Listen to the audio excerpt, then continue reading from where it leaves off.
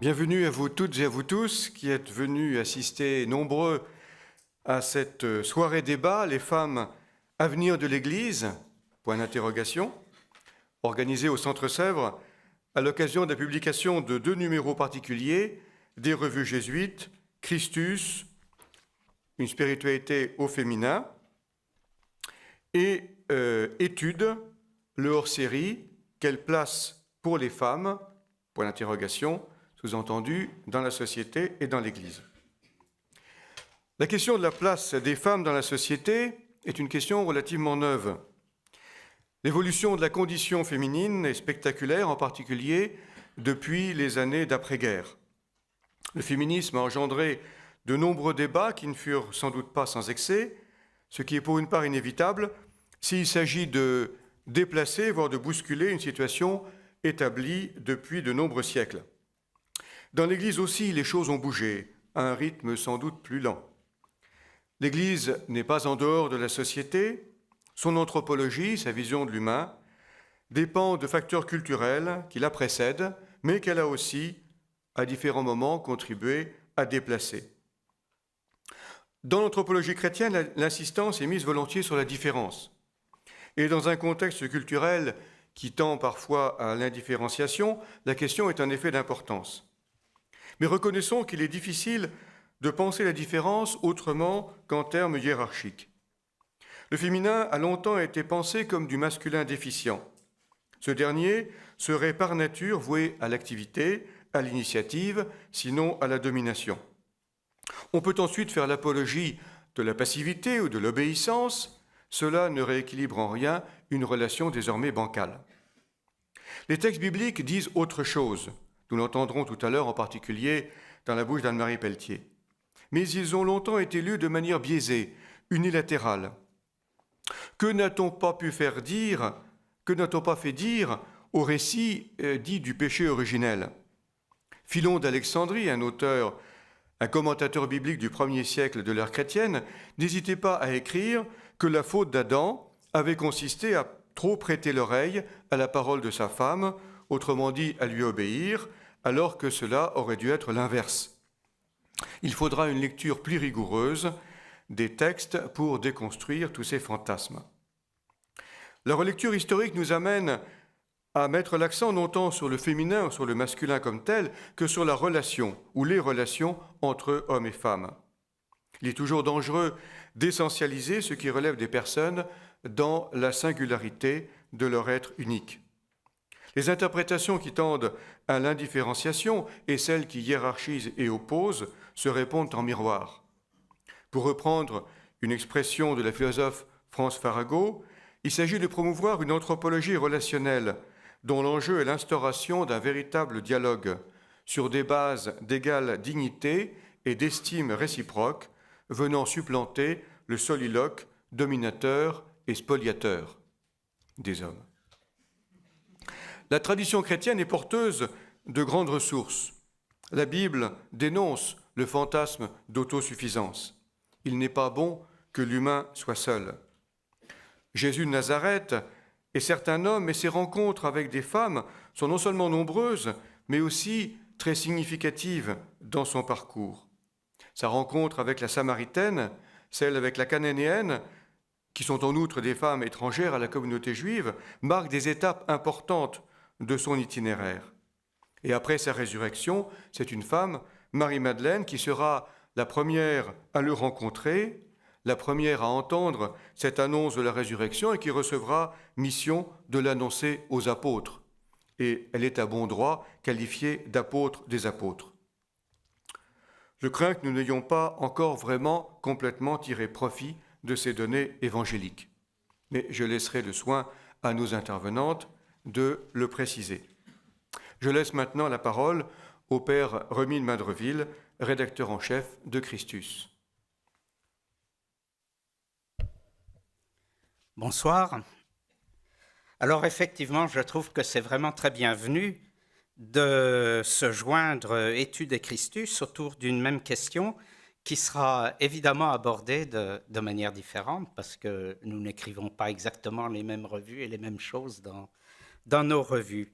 Et je voudrais dire un mot là sur pourquoi est-ce que nous avons fait ce numéro sur la spiritualité au féminin et qu'est-ce qui a guidé un peu le comité de rédaction dans ces échanges. Parce que ça permet aussi de lire un peu autrement peut-être le numéro. Eh bien, moi je dirais tout simplement à cause de la réalité la plus factuelle en France et en Europe particulièrement. Les figures, ou plutôt les voix, comme dit avec beaucoup de justesse Anne-Marie Pelletier, les voix, VOIX, qui depuis des décennies inspirent, nourrissent, accompagnent la vie spirituelle de femmes et d'hommes en grand nombre, sont pour une très grande part des voix féminines. Loin de moi de vouloir éliminer des Teilhard ou des Indel, qui d'ailleurs, chacun dans son genre, désignent dans la féminité une source essentielle et constante de leur spiritualité. Mais de Thérèse de l'Enfant Jésus à Mother Teresa, en passant par Élisabeth de la Trinité, Simone Veil, Etty Hillesum, Madeleine Delbrel, Marie-Noël et encore bien d'autres, c'est une réalité dont les éditeurs et les libraires pourraient très aisément témoigner. Et de ce point de vue, ce soir, je ne voudrais pas manquer de saluer et de recommander ici le très beau livre tout récent de François Marxer, Au péril de la nuit, femme mystique du XXe siècle, auquel Christus, dans son prochain numéro, fera honneur par la plume de Dominique Salin.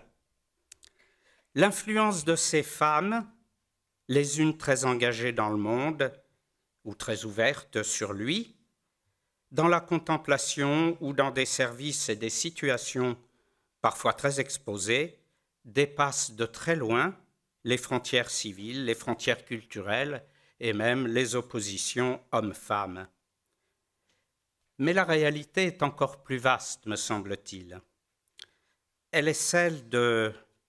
Il se trouve que j'ai eu à accompagner la communauté vie chrétienne en France pendant quelques années, et je peux vraiment témoigner de ce que je vais dire là, celle de très nombreuses femmes laïques, mères de famille, célibataires, religieuses de congrégations plus anciennes ou de communautés nouvelles, qui aujourd'hui inventent et mènent une vie spirituelle exigeante dans des conditions de vie souvent trépidantes. Elles accompagnent elles accompagnent des personnes et des groupes dans des retraites spirituelles ou dans la vie, ou encore elles en forment d'autres à un accompagnement spirituel de plus en plus demandé. C'est aussi une réalité du temps, peut-être trop rarement évoquée, trop peu visible dans une église qui est souvent un peu trop institutionnelle et oublieuse dans la perception qu'elle donne d'elle-même. Comme le dit Véronique Margron dans l'entretien qui ouvre le numéro de Christus, elle dit finalement la différence homme-femme, elle se redouble la plupart du temps de la différence clerc-laïque. Et ça ne simplifie pas toujours les choses. Alors cette spiritualité au féminin, comment est-elle vécue ? Quelle est sa fécondité en Église et dans la société ? Qu'est-ce qu'elle apporte à ceux et celles qui prennent la suite du Christ ou qui cherchent tout simplement à éclairer leur vie par l'Évangile ? Il y a eu 3 points dans nos échanges que je voudrais simplement redire brièvement pour laisser la parole aux vrais intervenants et de ce soir. Mais voilà, trois petits points. Le premier portait sur l'anthropologie moderne. Et j'imagine peut-être que Agatha y reviendra dans son intervention. L'émergence d'une autonomie du féminin, l'analyse culturelle des genres, un partage plus égalitaire des tâches et des responsabilités, eh bien tout cela fait éclater, qu'on le veuille ou non, tout cela fait éclater des images traditionnelles, des métaphores bien assises et bien calibrées pour des siècles, des rôles trop assignés Et donc, ça pose à nouveau frais la relation homme-femme. Qu'est-ce qui les spécifie l'un et l'autre dans la vie spirituelle comme dans l'ordinaire de la vie? Parce que la vie spirituelle, ça n'est rien d'autre que la vie ordinaire vécue au souffle de l'Esprit Saint. Sans chosifier, sans essentialiser, comme disait François tout à l'heure, les différences, qu'est-ce qui, de l'homme et de la femme, éclaire et nourrit la foi et la liberté de tout un chacun dont tout le monde profite, homme ou femme? Voilà, c'était un premier point qu'on voulait éclaircir dans ce numéro.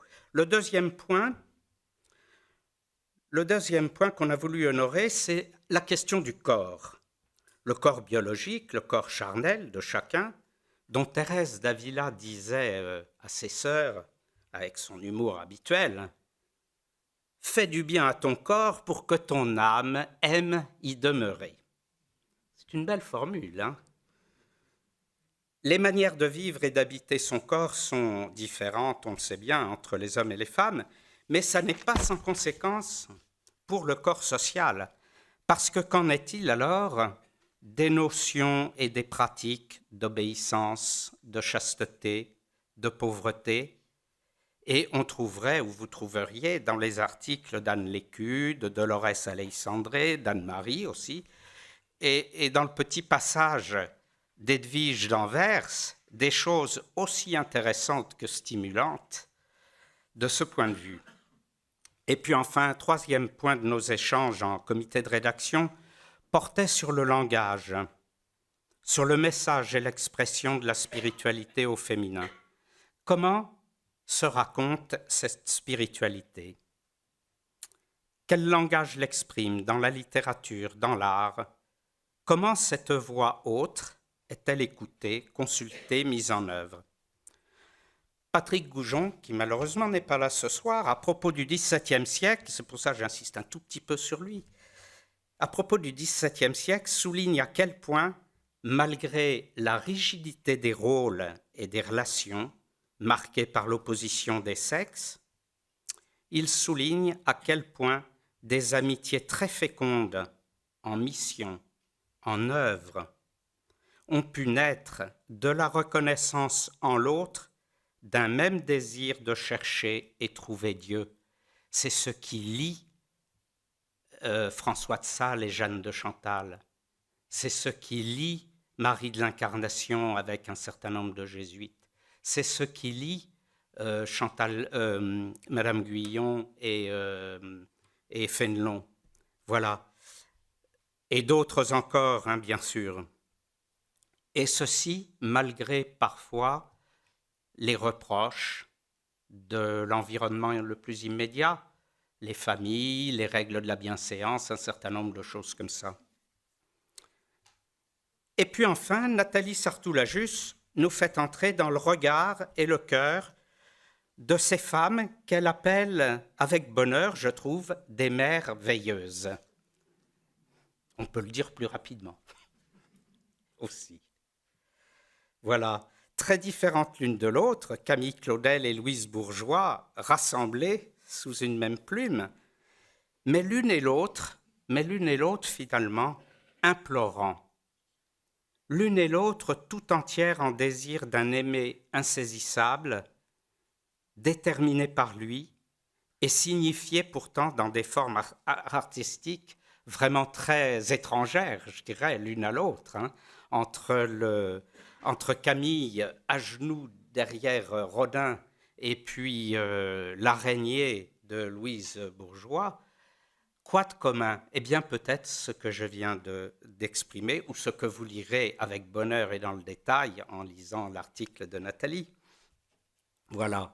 Alors ce soir, eh bien, je crois que si la spiritualité au féminin nous conduisait les uns et les autres à laisser vivre en nous, à retrouver peut-être ce fond désirant de nous-mêmes, ce fond de nous-mêmes qui implore un amour qui nous sauve, et qui nous sauve en nous unissant à des frères et des sœurs pour tisser ensemble la chair du ressuscité, cette chair qui renaît sans cesse de notre foi, eh bien je crois qu'on ne perdrait pas complètement notre soirée. je vous laisse à l'écoute de nos intervenants. Je parlerai un peu d'historien sur quel signifie dans ce moment historique le rôle des femmes dans l'Église, le rôle des femmes qui ne sont pas dans l'Église, l'absence du rôle de femmes dans l'Église. Le vif intérêt qui est en train de se réveiller aujourd'hui autour du thème de rapport entre les femmes et l'Église naît sans aucun doute de la pression que les sociétés des pays avancés où l'égalité des femmes est désormais un fait acquis exercent à l'égal d'une structure, la structure ecclésiastique, où les femmes n'existent pas, ne sont pas écoutées, sont de fait invisibles mais d'indispensables servantes. Cette situation n'est plus acceptée pour les jeunes femmes qui, principalement pour cette raison, s'éloignent toujours davantage de l'Église et manifestent un désintérêt croissant à l'égard de la vie religieuse, comme le démontre la forte baisse de vocations féminines. Dans le même temps, dans les vocations sacerdotales, augmente le nombre d'hommes jeunes qui choisissent en voyant dans l'Église le dernier espace de pouvoir masculin disponible. Tout cela, oui, c'est vrai. J'ai présenté mon livre dans des séminaires en Italie et j'ai vu ça et on m'a dit que même en France, il y a ce problème. Pas dans tous les séminaristes, sans doute, mais il y a. Tout cela engendre évidemment une accentuation du problème, une contradiction ouverte dont peu de personnes semblent être conscientes. En outre, l'absence de la présence féminine dans la vie de l'Église provoque de graves malaises, non seulement du point de vue extérieur, c'est-à-dire de celui qui est éloigné, mais également de celui qui vit dans l'Église et qui espère dans l'Église.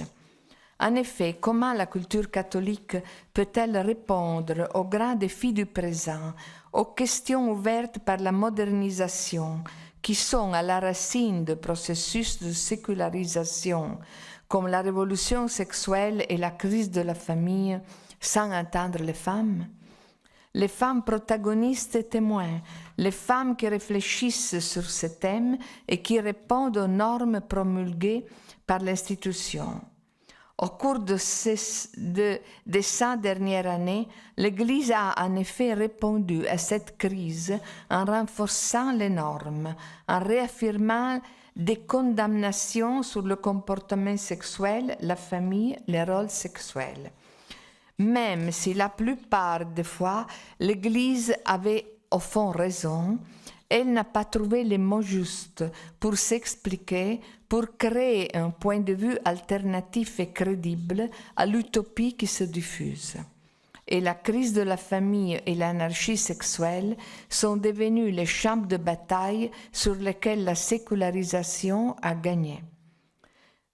Mais ce n'est pas seulement l'Église qui a perdu. Les femmes ont également perdu sur de nombreux aspects dans cette révolution de la modernité, car la maternité a en particulier perdu de sa valeur. Il est fondamental d'en parler ensemble, parce que l'expérience chrétienne est inscrite entre deux images maternelles, une mère avec un nouveau-né, qui c'est la Noël, et une mère avec son fils mort entre les bras, qui c'est la déposition de Jésus après sa mort. Vous savez que l'art chrétien a répandu ces images partout et sont des images de femmes et sont des images de l'amour maternel. Et sont des formes qui ont vraiment bâti notre culture et notre société. En effet, l'amour maternel, gratuit et désintéressé, constitue pour les êtres humains l'unique expérience humaine possible de ce que peut être l'amour de Dieu. Mais si la maternité est pénalisée et vidée de signification, je pense par exemple à la GPA, à la vente de la maternité, que reste-t-il pour comprendre même de façon symbolique, l'amour chrétien pour le vivre comme expérience de Dieu. Nous pouvons comprendre Dieu seulement, l'amour de Dieu seulement dans l'expérience de l'amour entre les êtres humains. Et sûrement, l'amour de la mère, c'est l'expérience plus voisine à l'amour de Dieu que nous pouvons vivre dans notre vie.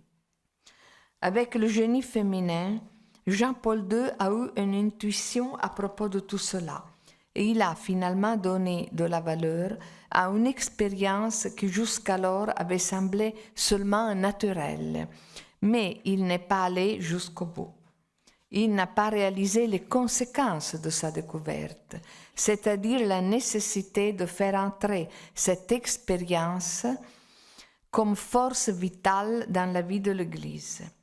Il a accompli un acte d'hommage aux femmes, aux maternelles, qui est resté sans suite et même utilisable pour laisser les femmes de côté. Et son évocation de la valeur de la mère a donc semblé une énième excuse pour emprisonner les femmes dans leur rôle biologique, pour les y enfermer. Dans mon expérience des rapports avec le clergé, j'ai beaucoup d'expérience de rapports avec mon mensuel. Toutes les fois qu'il y a un évêque ou un cardinal ou même un prêtre qui parle de génie féminin, c'est pour dire que les femmes doivent être éloignées de quelque place. Et oui, c'est toujours comme ça. Et alors, j'ai vu même des moines, des sœurs très anciennes, que lorsqu'on parle de génie féminin, ils se viennent des furieux, comment on dit, des gens qui... Furieux. Elles disent, non, je ne veux entendre jamais le génie féminin, car elles disent, c'est fait pour nous éloigner de la vie de l'Église.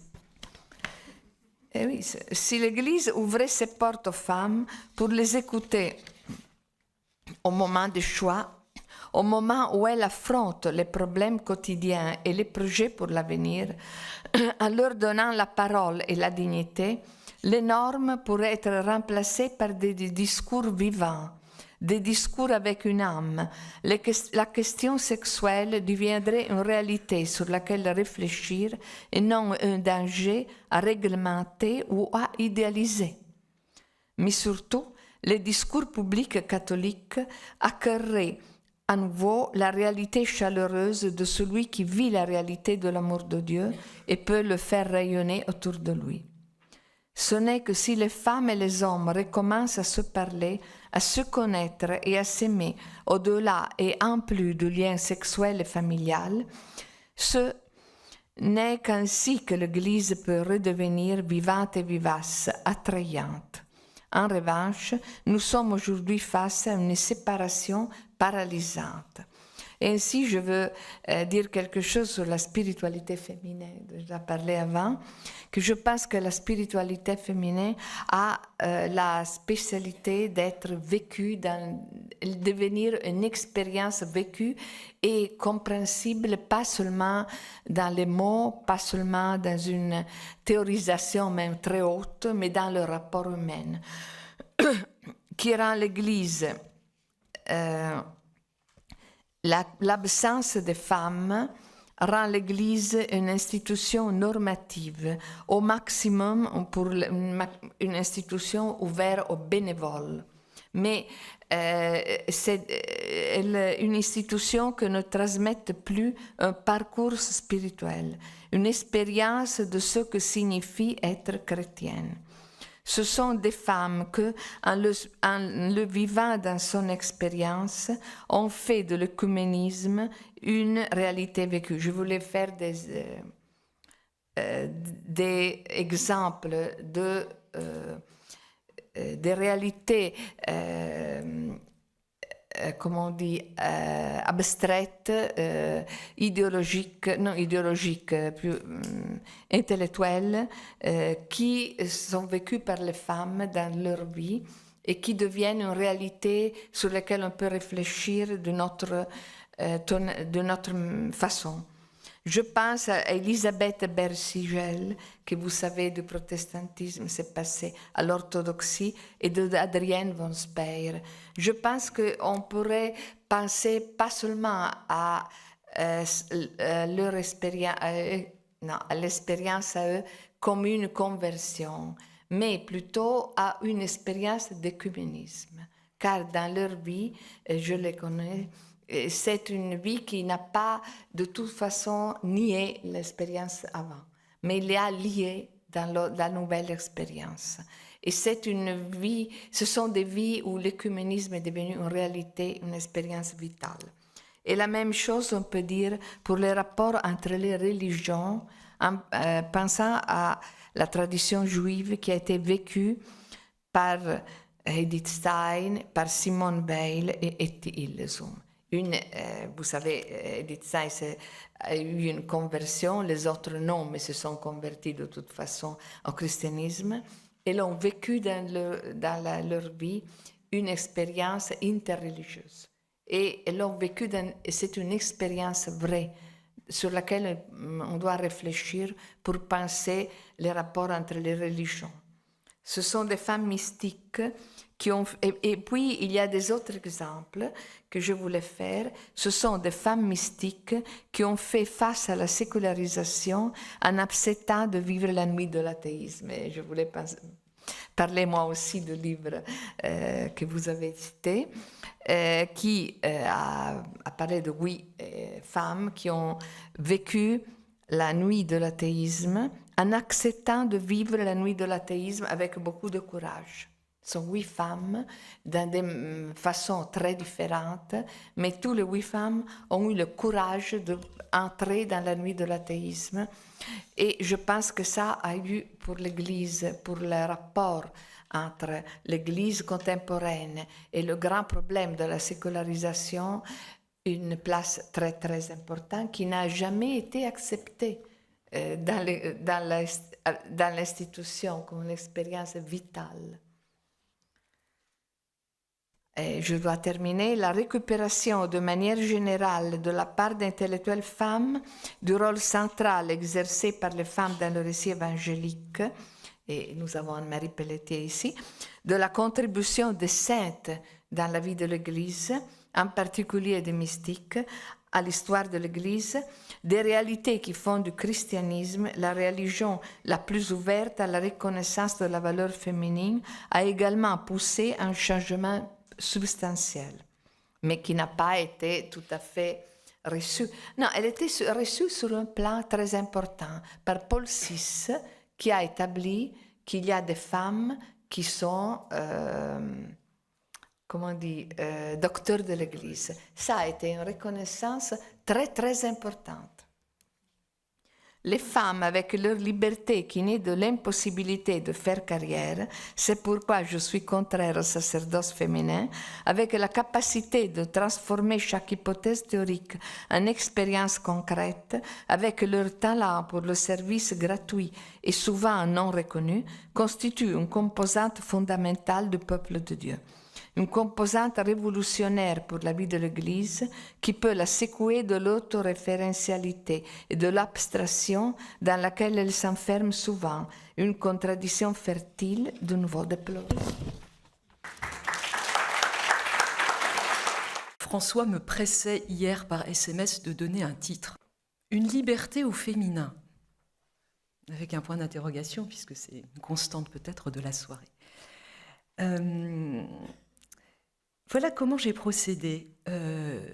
J'ai relu les articles de la revue Christus, du numéro sur la spiritualité au féminin, et j'ai été frappée, même à première lecture, de quelques grands traits communs aux différents articles. J'en ai repris quelques-uns que je vais vous dire dans un instant, et en les relisant, je me disais, mais je crois que ça dit quelque chose, ça esquisse quelque chose, peut-être d'une liberté au féminin. Alors, qu'est-ce que c'est ces quelques grands traits communs des différents auteurs ? D'une part, c'est une remarque qui a été redite tout à l'heure, c'est qu'il n'est pas question d'une essence du féminin. Il n'est pas question de définir des caractéristiques qui seraient réservées aux femmes. On n'est pas du tout dans cette démarche-là. Et plusieurs auteurs précisent régulièrement que, au fond, tout ce qui est dit dans ces textes autour d'une spiritualité au féminin, tout ce qui est dit peut être aussi ou est aussi vécu par des hommes. Donc, il ne s'agit pas de définir une essence, mais une couleur, une tonalité ou un style au féminin. Ça, c'est le premier point. Ensuite, 3 points de fond qui reviennent. Il y a quelque chose autour de croire en la vie malgré tout. Un des traits de cette quelque chose comme une spiritualité au féminin, ce serait de croire en la vie malgré tout. Et je vous donne juste quelques petites phrases récoltées dans les différents articles. La vie qui persévère jusque dans le désastre. Traverser malgré tout. Tenir debout devant la mort. Pour les femmes, dans l'Évangile, au contact de Jésus, la mort perd son caractère définitif. L'enracinement de la parole dans la vie. Soutenir l'épreuve de l'obscur.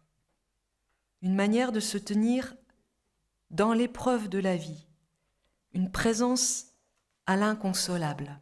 Ce sont des touches qu'on trouve dans les différents articles.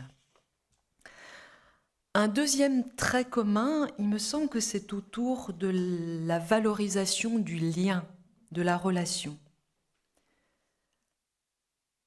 Les femmes seraient de celles qui tiennent le lien. J'allais dire peut-être aussi malgré tout, j'y reviendrai. Beaucoup de choses autour de la parole et de l'écoute. L'écoute et le recueil de la parole de l'autre. Anne-Marie nous redira peut-être tout à l'heure quelque chose du pouvoir créateur d'une écoute féminine, essentiellement hospitalière, je la cite. Beaucoup de choses autour de donner la place à l'autre, avec ce mouvement que vient de redire Lucetta en conclusion, déjouer les pièges de l'autoréférentialité. Je cite encore, voilà. Le lien, la relation. Et puis, une troisième constante, c'est quelque chose autour d'un savoir du corps, avec la mise en évidence à la fois du fait que c'est par notre corps que notre vie, que notre existence est toujours enracinée dans une culture, dans une histoire, dans la complexité du monde et des relations. Notre corps n'est jamais totalement naturel, mais il est pris dans cette ambivalence des choses humaines.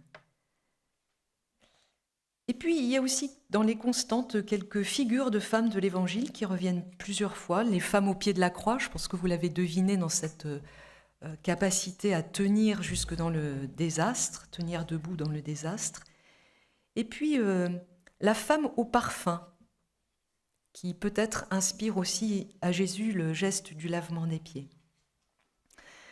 Il me semble qu'à partir de ces quelques traits communs, qui ne sont pas les seuls, mais c'est ceux que j'ai choisi de retenir, il me semble que de là se dégage un certain rapport au réel,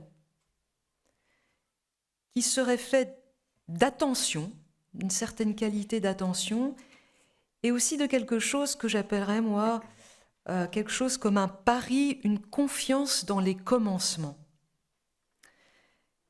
Et je fais un peu l'hypothèse qu'une liberté au féminin serait une certaine forme d'attention au réel, et puis la grâce ou la capacité des commencements. Je vais développer un petit peu ces deux points. L'attention, une certaine forme d'attention au réel.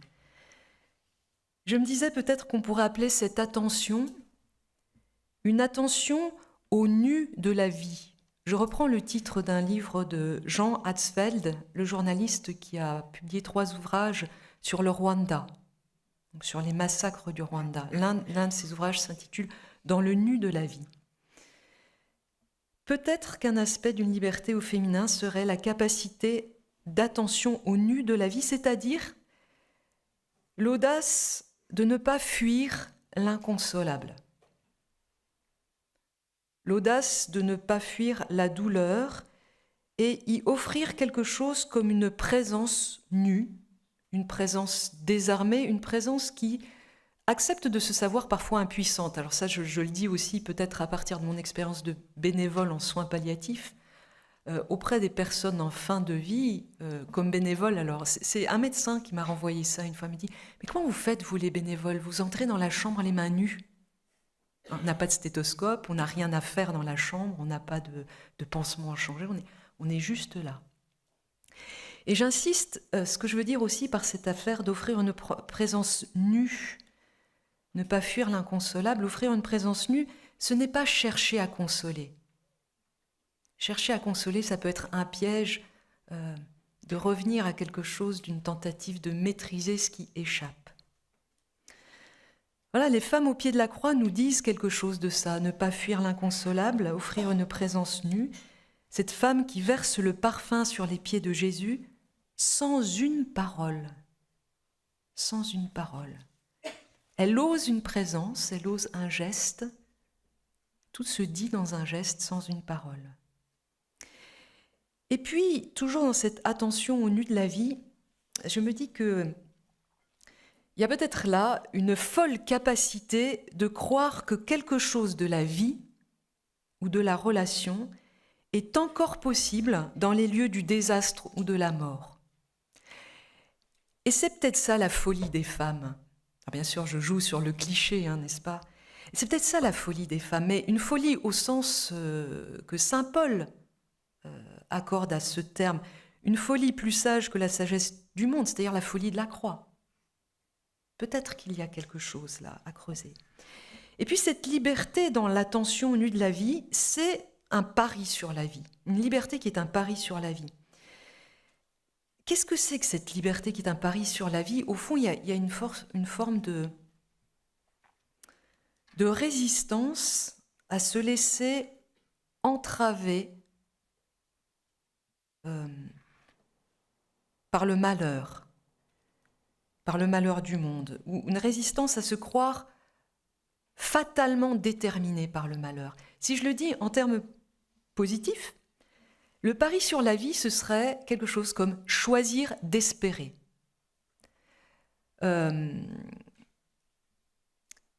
C'est une formule que nous avons reprise, méditée en communauté il y a quelque temps suite aux attentats du Bataclan. On se sentait en communauté, je crois comme beaucoup de personnes, dans beaucoup de groupes dans la société, très marqués, non seulement désarmés, mais affectés, c'est-à-dire avec la crainte de sortir, avec cette idée que peut-être on ne rentrera pas le soir, avec la tentation de regarder l'autre avec suspicion, comme une menace. Et on se redit que face à ces tentations-là, on avait comme un devoir, une responsabilité de continuer à choisir d'espérer. Ce qui relève de la liberté parce que c'est un acte de volonté. Et c'est un acte de volonté parce que justement, ça n'a rien d'évident. Parce que ça ne va pas de soi de choisir d'espérer. Choisir d'espérer, c'est choisir que le mal n'est pas le dernier mot. Choisir de croire que le mal n'a pas le dernier mot. Et puis l'attention au nu de la vie, c'est aussi une liberté qui est vécue dans la chair, c'est-à-dire avec une conscience de notre fragilité. Mais dire que c'est une liberté vécue dans la chair, c'est dire aussi que c'est une liberté qui n'est pas abstraite ou théorique, mais qui est justement une liberté enracinée dans l'histoire, dans la complexité et dans les ambivalences de l'humain. Voilà, c'était un peu le premier point que je voulais retenir, c'est l'attention, une forme d'attention. Et puis le deuxième point, que je vais un peu développer, c'est ce que j'appelle la liberté des commencements.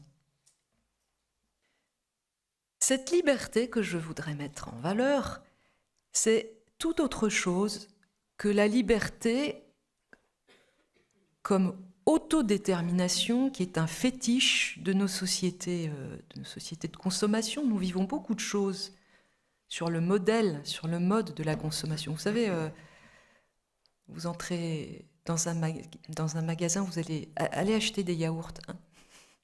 Ça vous saisit pas des fois le vertige devant un rayon de yaourt? Donc moi, je veux des chèvres bio au citron allégé. Ben, c'est possible, ça existe.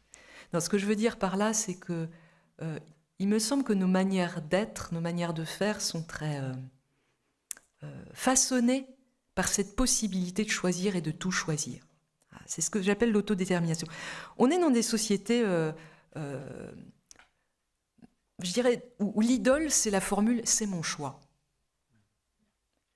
C'est mon choix. L'autodétermination, c'est choisir par soi-même et pour soi-même, et en étant la seule règle de ses choix. C'est une liberté individuelle au sens de centrer sur chaque individu. Et là, l'adjectif autoréférentiel prend aussi tout son sens. L'autodétermination, l'idole du « c'est mon choix », c'est une liberté autoréférencée. Et cette autodétermination, il me semble, c'est une revendication qui imprègne tous les débats éthiques auxquels nous avons droit ces derniers temps, que ce soit autour du question du droit à l'enfant, du droit à choisir sa mort. Ce sont des questions de droit individuel qui sont totalement orientées par cette affaire de liberté, autodétermination. Alors il me semble que face à ça, ou avec ça, il y a un autre modèle de la liberté, qui est la liberté comme capacité à faire advenir quelque chose de neuf dans notre monde. Hannah Arendt, la philosophe, a beaucoup développé cette affaire-là, et elle dit que c'est aussi une façon de ne pas laisser le dernier mot à la mort. Je vous cite juste une petite phrase d'Hannah Arendt. Elle écrit ceci: « La faculté de commencer du neuf nous rappelle que les hommes, bien qu'ils doivent mourir, ne sont pas nés pour mourir, mais pour innover. Nous sommes nés pour innover. » C'est une reformulation philosophique d'une formule de théologie chrétienne. Nous sommes créés créateurs. Nous sommes nés pour innover. Et sous la plume de Hannah Arendt, le modèle ou la métaphore de cette capacité d'innovation, c'est la naissance. Le fait de la natalité, comme elle dit. La naissance, c'est quoi? C'est l'advenue dans notre monde d'une nouveauté, un nouveau venu, comme elle dit, dont nul ne connaît par avance le devenir. Vous savez, c'est le « que sera cet enfant ?» Cette liberté comme capacité à faire advenir du neuf, c'est du coup une liberté qui ne peut pas prétendre tout maîtriser. Le devenir de ce que nous commençons n'est pas connu. La liberté comme capacité des commencements, c'est donc initier des choses, faire surgir, faire advenir, faire naître. C'est en même temps une capacité à ouvrir et à donner un avenir. Ce que nous dit l'étymologie du verbe procréer. Procréer, c'est créer en avant de soi, c'est-à-dire ouvrir un avenir. Et cette liberté des commencements, en quoi est-ce qu'elle se distingue encore de l'autodétermination dont je parlais auparavant? C'est cette liberté des commencements consiste non seulement à commencer, à initier quelque chose personnellement, mais aussi à accompagner les commencements.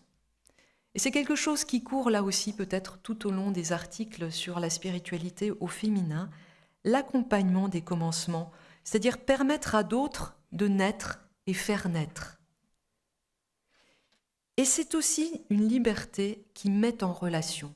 Voilà, là c'est vraiment un tout autre aspect de la liberté que l'autoréférentialité. Une liberté qui fondamentalement met en relation, c'est-à-dire ouvre des possibles, mais avec et pour d'autres, pas seulement pour soi. Une liberté qui est dans une dynamique du don. C'est peut-être votre formule, je crois, d'engendrer des sujets libres. La parole qui engendre des sujets libres. Alors, pour conclure, je voudrais peut-être mettre en évidence juste deux petits aspects. Cette liberté au féminin, ce serait une liberté comme créativité, donc vous voyez que j'insiste beaucoup là-dessus. Et cette créativité, cette liberté comme créativité, est-ce que ça ne serait pas quelque chose comme une puissance de vie, puissance créatrice de la vie, pour reprendre une formule de Nathalie, qui pourrait être une alternative au pouvoir établi, au pouvoir institutionnalisé, des pouvoirs institutionnalisés susceptibles d'être dominés par les hommes. Donc cette liberté comme créativité, est-ce qu'elle n'a pas justement une valeur particulière en Église, où il serait justement... comment je peux dire ça? Où il serait bon que les femmes se tiennent dans ce lieu de l'audace de la créativité, oser créer, oser faire autrement, oser créer la surprise, là où nous sommes, sans attendre d'être dans des lieux institutionnalisés de pouvoir. Oser créer déjà là où nous sommes. Et puis un dernier point en conclusion, c'est qu'il me semble qu'une des forces de cette liberté, c'est la tonalité de la consolation. Alors la consolation au sens ignatien du terme, lorsqu'Ignace nous invite à méditer, à contempler le Christ ressuscité, il nous invite à contempler le Christ faisant œuvre, faisant mission de consolation.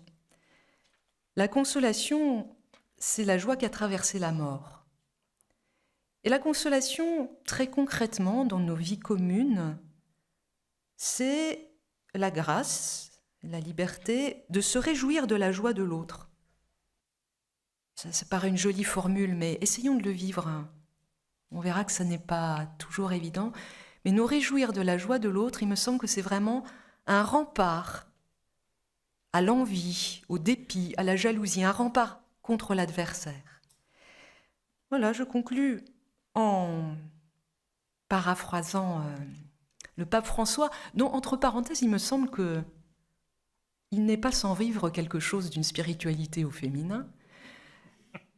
Hypothèse à discuter, mais voilà. En Église, ne nous laissons pas voler la joie d'être femme. Eh bien, je vais essayer de me saisir à mon tour de cette question, effectivement, les femmes, avenir de l'Église, point d'interrogation. Et je vais essayer de le faire en repassant par la Bible, sachant que dans leur sagesse, les Écritures bibliques enseignent que pour s'ouvrir à l'avenir, eh bien, il faut savoir repasser par l'origine. Donc, je me permets de vous convier ce soir un instant à réouvrir le livre de la Genèse en son début.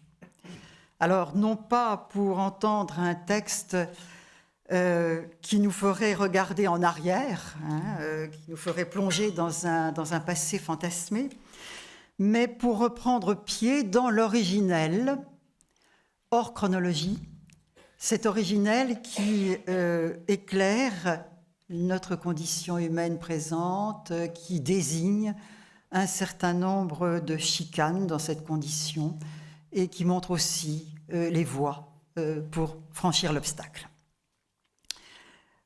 Donc, repassons, si vous voulez, par un détail, un verset, un petit verset du chapitre 2 de la Genèse.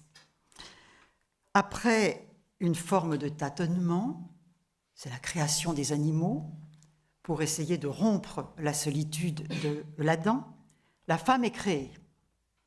Et dans l'instant où la femme surgit, vous vous le rappelez, l'homme surgit à son tour, tel qu'il n'existait pas encore dans la lettre du texte. Et dans ce même instant, le langage trouve en quelque sorte le texte.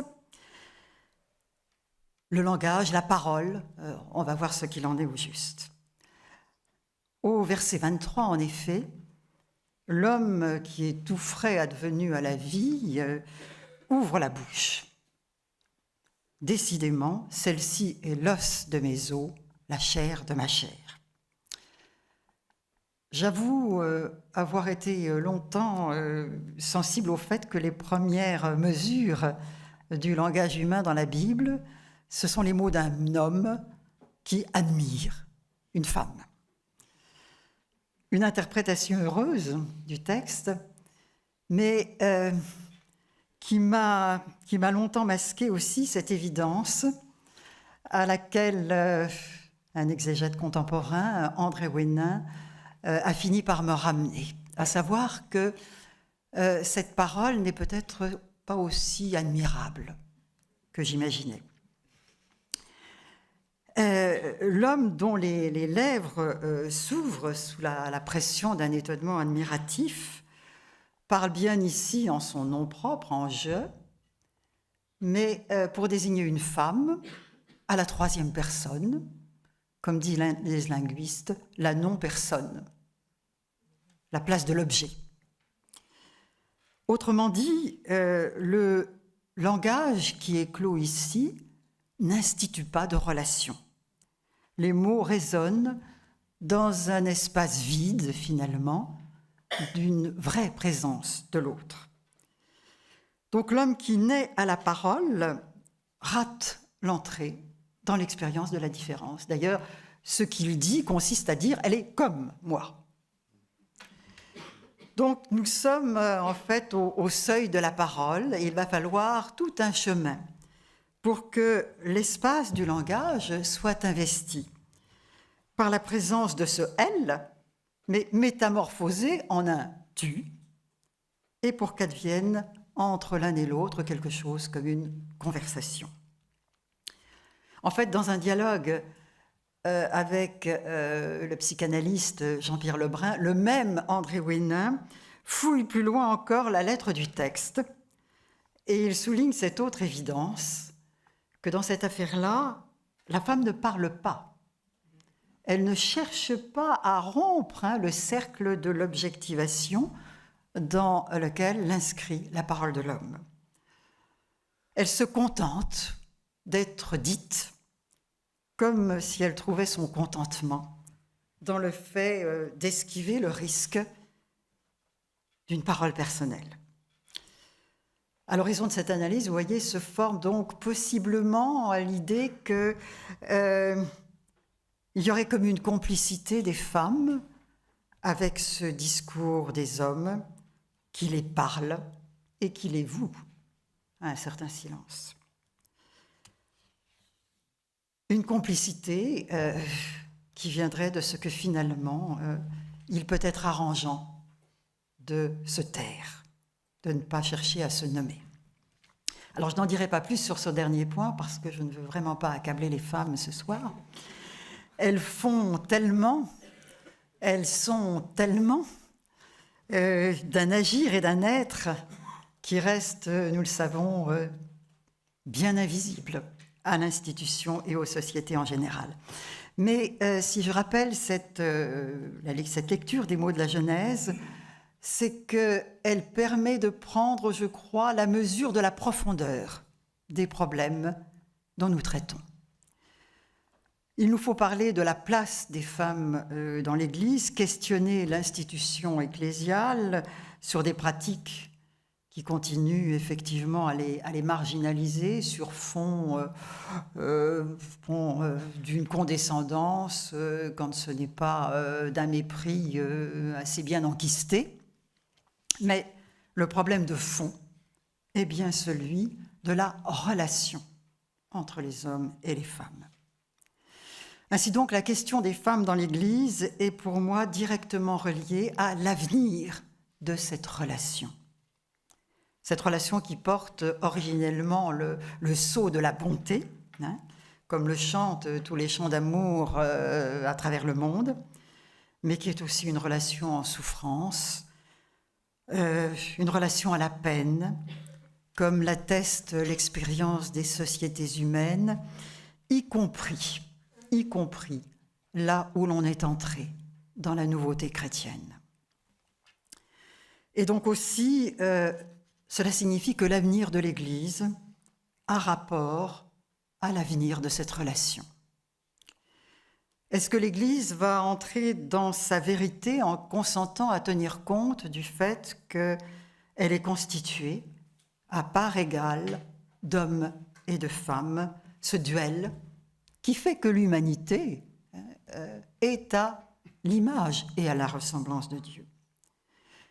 L'Église va-t-elle faire de cette relation une pierre de touche de son avenir en affrontant des difficultés qui cristallisent, alors non pas uniquement, mais tout de même très singulièrement, dans la manière de gérer justement cette question de la parole entre les hommes et les femmes. L'institution ecclésiale, encore, va-t-elle s'interroger sur la manière de faire circuler cette parole ou au contraire de la réserver, de la susciter au-delà des lieux autorisés aujourd'hui, de lui permettre de déclarer une expérience propre, celle que Agathe évoquait à l'instant, ou au contraire de la faire taire dans le pressentiment d'un danger, du danger de l'autre. Et ces questions, eh bien, je crois qu'elles nous pressent tout particulièrement au vu de l'histoire des dernières décennies dans l'Église. Car de fait, depuis les années préconciliaires, ce souci des femmes est entré en force, nous le savons, dans les discours du magistère. L'hommage rendu aux femmes, les plaidoyers en faveur de la défense de leur dignité et de leurs droits, tout cela, c'est tout de même un motif récurrent chez les différents papes des années récentes. Et pourtant, le rendez-vous a été manifestement manqué. Le père Joseph Moin le disait avec une franchise bousculante dans un article de 2011 publié par les Études et précisément reproduit dans ce numéro spécial. Et les pratiques ont si peu changé qu'à peine élu, le pape François, évoquant cette question des femmes, invitait à ouvrir un chantier, comme si finalement tout était à faire. Alors comment comprendre ? Après tout ce que l'on a fait pour les femmes, s'étonnent certains. C'est une parole que j'entends ici ou là. Alors rectifions. Après tout ce que l'on a dit des femmes. Et c'est là justement qu'il faut aller regarder d'un petit peu plus près. D'innombrables paroles ont été en effet prononcées. Et cela, c'est un fait et qui constitue une nouveauté incontestable et plutôt heureuse. Mais voilà que, sans le vouloir probablement, mais sait-on ce que l'on veut et ce que l'on ne veut pas jusqu'au bout, on a beaucoup rejoué, je crois, au long de ces décennies, le scénario de Genèse 2:23, auquel je faisais allusion il y a un instant. Les femmes sont entrées dans le champ de la parole magistérielle, mais plus d'une fois dans cette très redoutable position de la troisième personne. Cela est flagrant quand il s'agit de la relation à leur corps, à l'autre, à la vie, de la procréation, ô combien. Cela est flagrant quand il s'agit de célébrer la féminité de l'Église, son caractère marial, ou de se lancer dans de beaux développements sur la sponsalité, ou encore d'argumenter une complémentarité réconciliatrice dans une ecclésiologie fondée sur deux pôles, le pôle marial et le pôle pétrinien,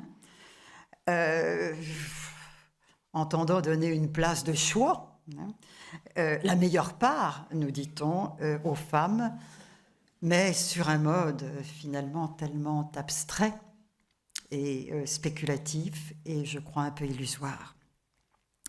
Alors soyons justes, les femmes sont aussi entrées dans le discours de l'Église sous la forme d'adresses personnelles vibrantes, chaleureuses.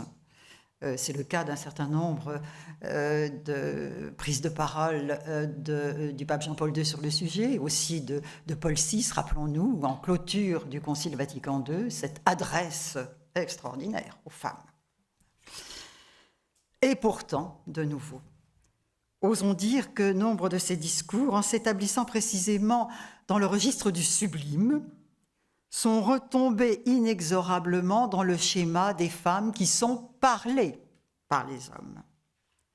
Alors parlées autrement, mais toujours sous l'horizon d'une identité largement fantasmée, et finalement avec le même effet, car une femme trop célébrée placée dans une excellence, dans une singularité d'exception, c'est une femme mise à distance de nouveau, écartée en particulier de l'espace où se jouent les choses sérieuses, ces choses sérieuses qui engagent la décision, l'effectivité du pouvoir, etc. Ainsi, ces nouveaux discours de célébration du féminin se sont-ils incurvés sur eux-mêmes et ont reconduit les femmes au monde des représentations masculines qui soutiennent d'une façon ou d'une autre les structures d'autorité et de gouvernement. Alors, il ne devrait pas y avoir trop d'étonnement à cela, puisque, en fait, ce sont des discours qui n'incluent pas l'écoute de l'autre. Cette écoute qui elle-même libère l'espace de sa parole. Ce sont des discours qui ne prennent pas réellement le risque d'une rencontre avec l'autre, avec toute cette richesse faite de beaucoup de surprises, de créativité, de nouveautés qu'on évoquait tout à l'heure. Car voilà bien l'enjeu. Voilà bien l'enjeu, que les femmes dans l'Église aient part à la parole. Et j'ai envie de dire, en anticipant ce que je vais évoquer dans un instant, la parole avec un petit p et la parole aussi avec un grand P. Alors, soyons précis dans l'expression. Que les femmes aient part à la parole, ça ne signifie pas simplement qu'elles prennent la parole, comme on a pris la Bastille, selon l'expression célèbre, ou bien qu'on leur donne la parole comme une concession plus ou moins condescendante, mais qu'elles entrent avec les hommes dans l'interlocution. C'est-à-dire qu'advienne une parole de l'Église où le « je » tue implique effectivement l'écoute mutuelle et la coopération entre les sexes.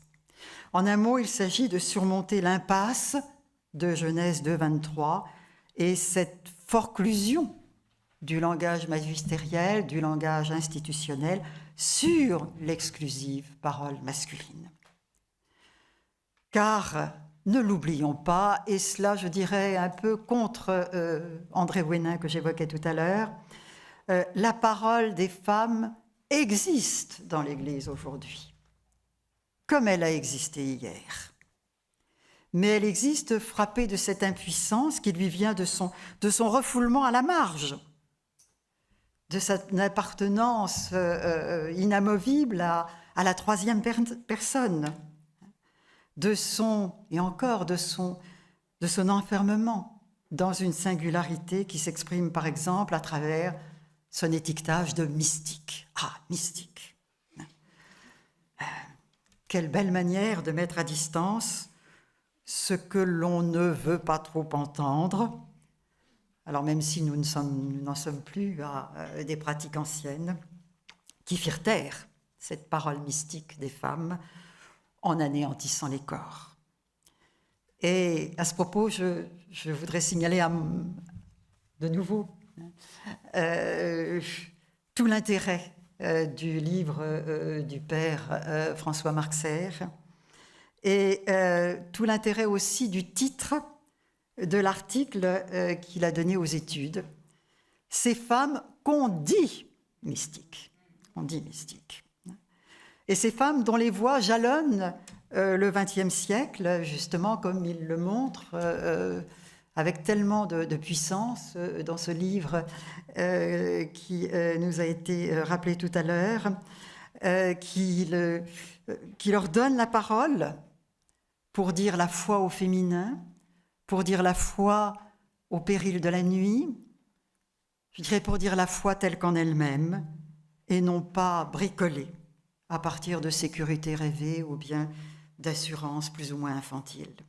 Oui, cette parole féminine continue à former ces mots aujourd'hui avec une énergie tonique, comme l'atteste l'italienne Luisa Muraro, la française Marion Muller-Collard, l'espagnole Dolores Alexandre et bien d'autres. Mais justement, il ne s'agit pas seulement que les femmes fassent entendre leur vérité. Tout le problème est bien que leurs paroles puissent quitter l'enclos auquel étaient signées, qu'elles puissent entrer dans le champ de l'écoute et de l'échange. Et donc, il nous faut porter notre attention, voyez-vous, non seulement sur le contenu du discours des femmes, mais sur son énonciation. Là où le langage vaut non seulement pour ce qu'il dit, mais aussi pour ce qu'il construit de relations à hauteur de ses interlocuteurs. Donc, il s'agit, accueillant la parole des femmes comme celle d'interlocutrices, de faire bouger en profondeur les identités. Une femme qui dit « je » en nom propre constitue l'homme en « tu » et elle redessine ainsi l'identité de chacun. Véronique Margron, qui donne un texte d'ouverture au numéro de Christus, est musée d'un mot qui fournit un bon modèle de cette énonciation transformatrice des identités. Ce mot, c'est celui de conversation. Alors un mot qui a de fortes résonances ignatiennes, mais aussi un mot qui désigne une modalité, je dirais, aussi précieuse que modeste de la parole et de la relation qu'elle instaure. Alors pour dire les choses très brièvement, et pour revenir au texte biblique, je vous renvoie à ce petit médaillon à l'intérieur du récit biblique qui évoque la rencontre du roi Salomon et de la reine de Saba. Se rappelle la scène, une femme, de surcroît une étrangère, vient mettre à l'épreuve, éprouver la sagesse de Salomon. La conversation se noue entre les deux partenaires. Alors nous n'en savons que les effets finaux, la reconnaissance mutuelle de la sagesse de l'autre, alors que vient confirmer la prospérité et la magnificence des cadeaux qui s'échangent entre Salomon et la reine.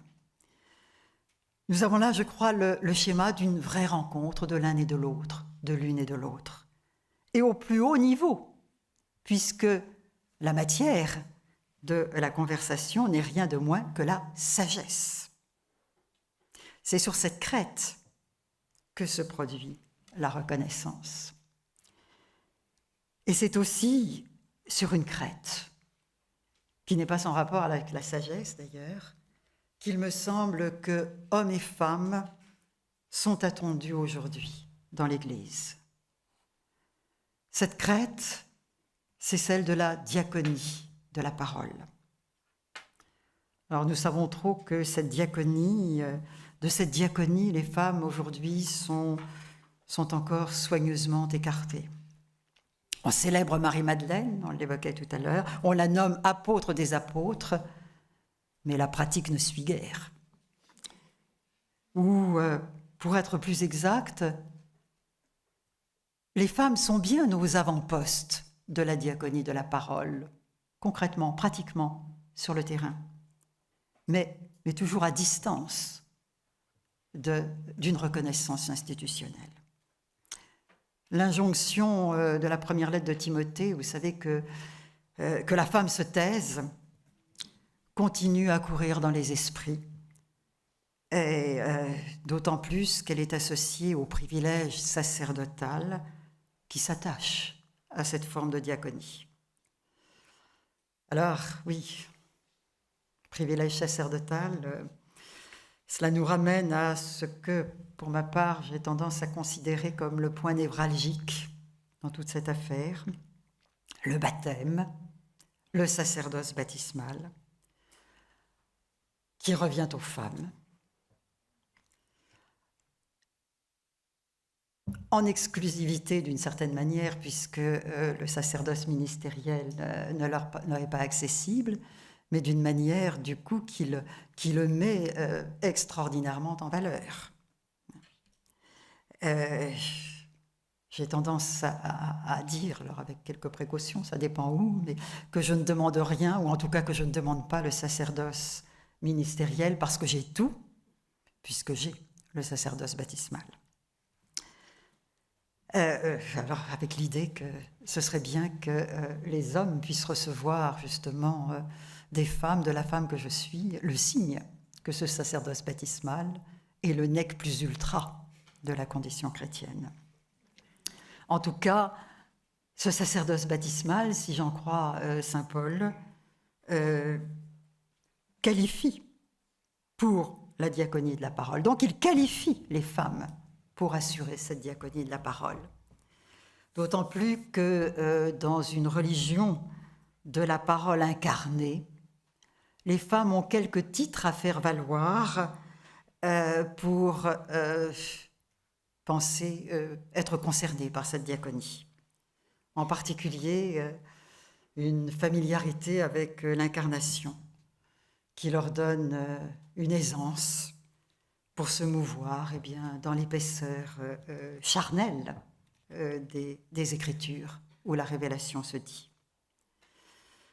Elles auraient ce titre à faire valoir, pas simplement pour elles-mêmes, mais pour le profit de tous, dans une Église qui parvienne à surmonter enfin le dialogue avorté de Genèse 2:23 et qui entre dans l'accomplissement du langage et de la relation, alors que préfigure le récit de Salomon et de la reine de Saba, mais qu'exprime ô combien le je et le tu